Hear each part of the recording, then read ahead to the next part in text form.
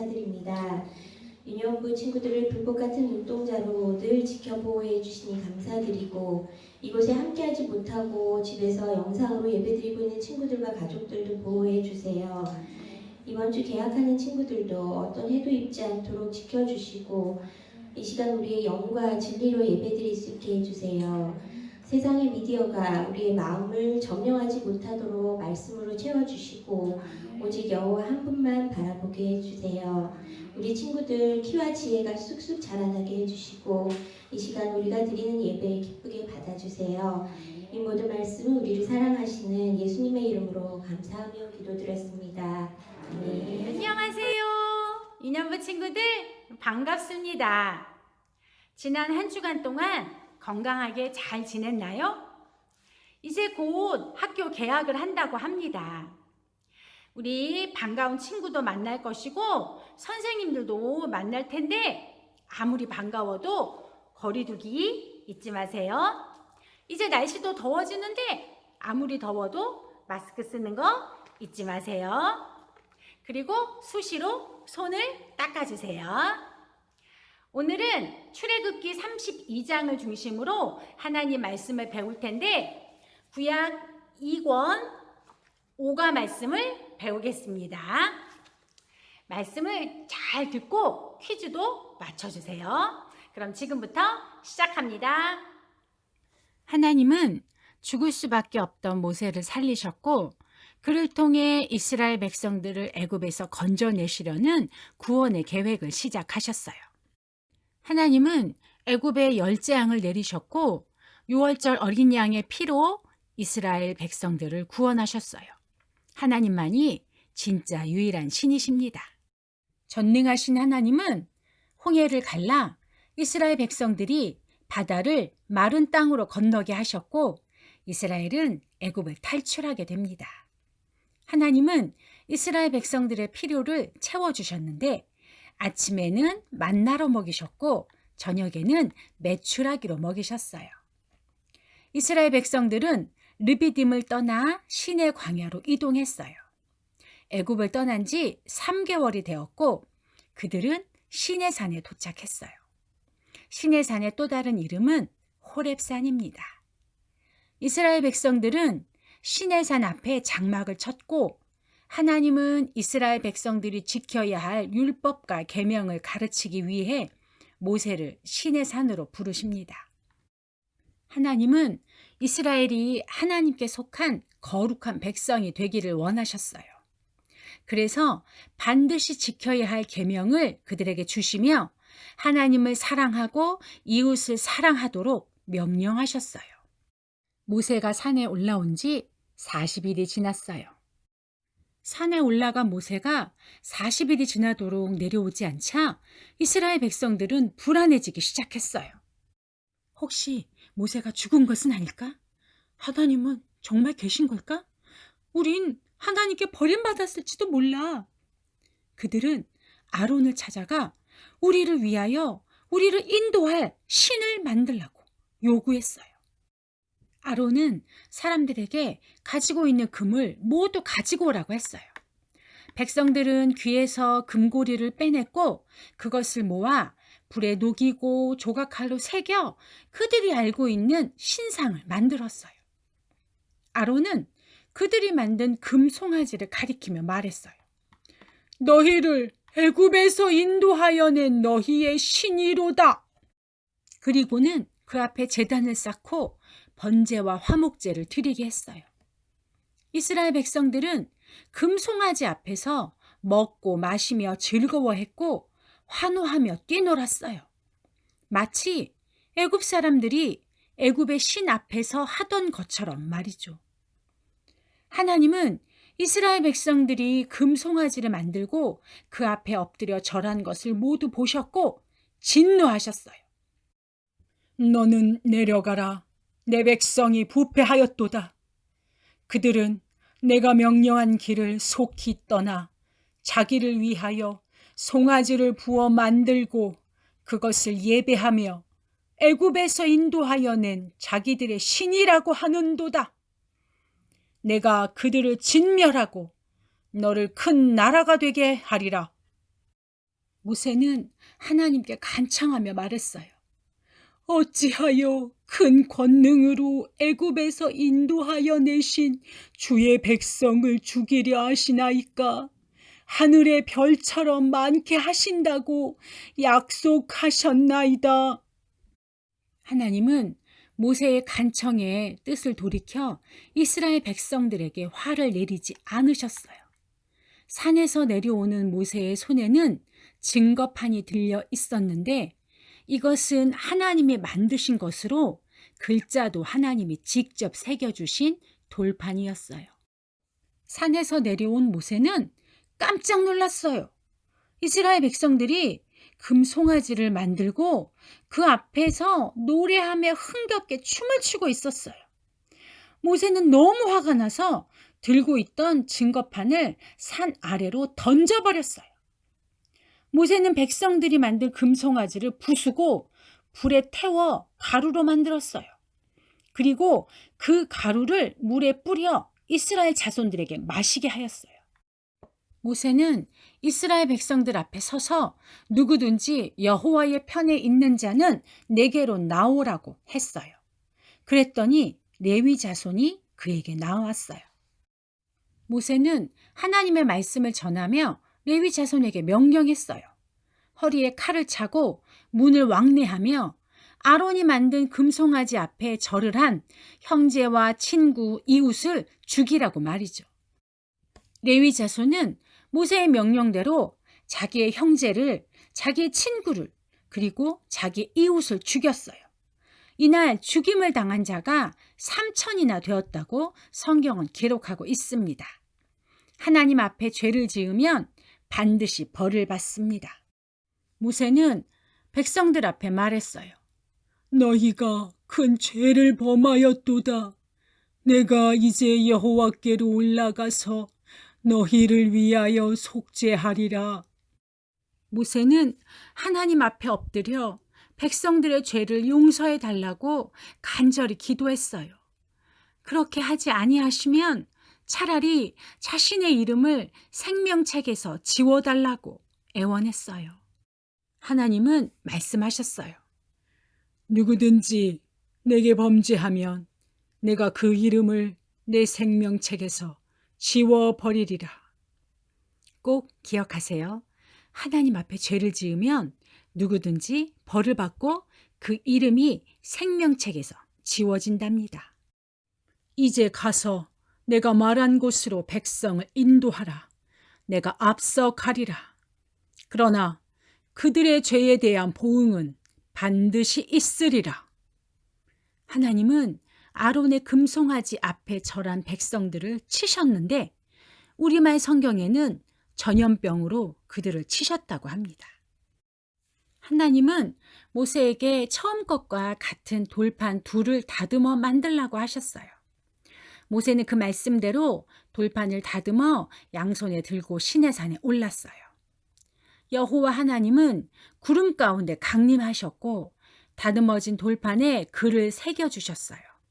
이것이 바로 이스라엘 백성들이 하나님 앞에서 행해야 할 계명 10가지가 적힌 10계명 돌판입니다. 이스라엘 백성들은 모세가 산에서 내려오지 않자 불안해졌어요. 연약한 믿음은 의심으로 바뀌었고 믿음이 흔들리며 더 이상 기다릴 수가 없었어요. 결국 그들은 자기를 위하여 우상을 만들게 됩니다. 그리고는 우상 앞에 절하며 자신들을 축복해달라고 빌었어요. 우상을 만들고 그 앞에 절하는 것은 하나님 앞에 큰 죄입니다. 하나님은 죄를 반드시 벌하십니다. 하나님 앞에 범죄한 이스라엘 백성들도 벌을 받았어요. 레위인을 통해 3,000명이나 죽임을 당하였고 전염병으로 징벌을 받았답니다. 모세는 백성들의 죄를 용서해 달라고 하나님께 간절히 기도했어요. 얼마나 간절히 기도했냐면 용서해 주지 않으시면 자신의 이름을 생명책에서 지워달라고 했어요. 생명책에서 이름이 지워진다는 것은 영원한 형벌인 지옥에 떨어진다는 뜻이에요. 모세는 중재자로서 이스라엘 백성이 진멸되는 것은 막았어요. 하지만 우상 숭배라는 죄에 대한 형벌은 막을 수가 없었어요. 하지만 우리에게는 완전한 중재자가 있습니다. 바로 예수님입니다. 예수님은 우리 죄를 대신 짊어지고 십자가에서 죽으셨어요.